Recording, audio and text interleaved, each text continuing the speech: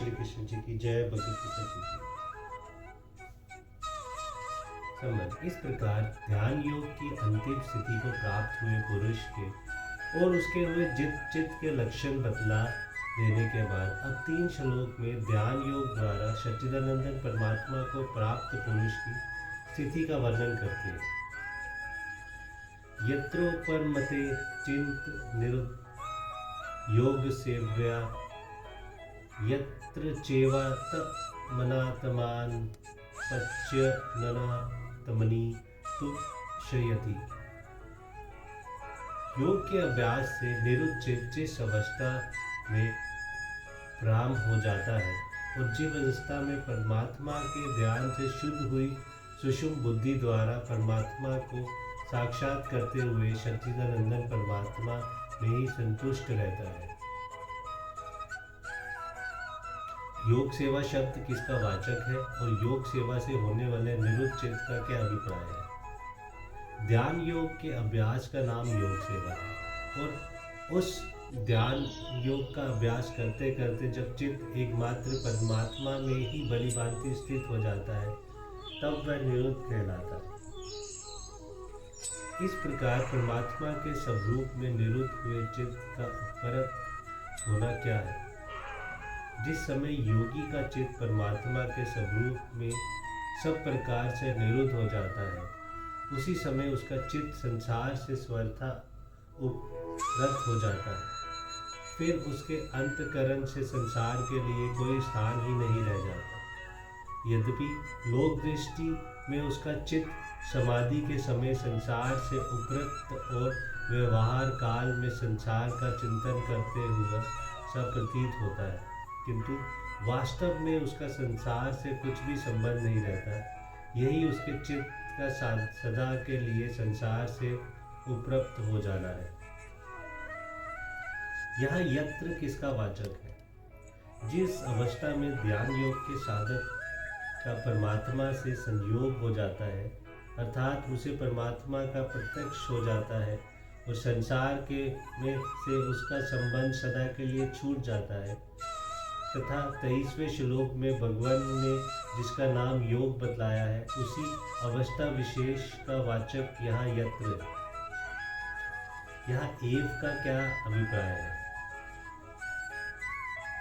एव का प्रयोग यहाँ परमात्मा दर्शन जनित आनंद से अतिरिक्त अन्य संसारिक संतोष के हेतु का निराकरण करने के लिए किया गया है। अभिप्राय ये है कि परमानंद और परम शांति के समुद्र परमात्मा का साक्षात्कार हो जाने पर योगी सदा सर्वदा उसी आनंद में संतुष्ट रहता है। उसे किसी प्रकार के भी सांसारिक सुख की किंचित मात्र भी आवश्यकता नहीं रहती। जिस ध्यान से परमात्मा का साक्षात्कार होता है उस ध्यान का अभ्यास कैसे करना चाहिए? एकांत स्थान में पहले बतलाए हुए प्रकार से आसन पर बैठकर मन के समस्त संकल्प का त्याग करके इस प्रकार धारण करना चाहिए। एक विज्ञान आनंदन पूर्ण ब्रह्म परमात्मा ही है, उसके सिवा कोई वस्तु है ही नहीं, केवल एकमात्र वही परिपूर्ण है। उसका ये ज्ञान भी उसी का को है क्योंकि वह ज्ञान स्वरूप है। वह सनातन निर्विकार असीम अपार अनंत अकल और अनवद है।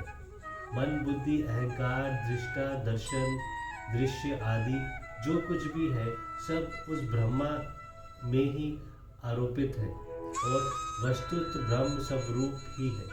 वह आनंदमय है और अवर्णनीय है। उसका वह आनंदमय स्वरूप भी आनंदमय है। वह आनंद स्वरूप पूर्ण है, नित्य है, सनातन है, अज है, अविनाशी है, परम है, चरम है, सत है, चेतन है, विज्ञानमय है, कूट सत है, अचल है, ध्रुव है, अनामय है, बोधमय है, अनंत है और शांत है।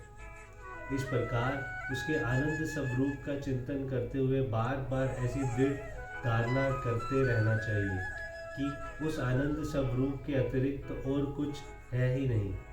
यदि कोई संकल्प उठे तो उसे भी आनंदमय से ही निकला हुआ आनंदमय ही समझकर आनंदमय ही विलीन कर दे। इस प्रकार धारणा करते करते सब समस्त संकल्प आनंदमय बोध स्वरूप परमात्मा में विलीन हो जाते हैं और एक आनंद परमात्मा के अतिरिक्त किसी भी संकल्प का अस्तित्व नहीं रह जाता। तब साधक की आनंदमय परमात्मा में अचल स्थिति हो जाती है। इस प्रकार नित्य निमित्त ध्यान करते करते अपनी ओर संसार की समस्त सत्ता जब भ्रम से अभिन्न हो जाती है, जब सभी कुछ परमानंद शांति स्वरूप ब्रह्म बन जाता है, तब साधक को परमात्मा का वास्तविक साक्षात्कार सहज ही हो जाता है। जय श्री कृष्ण।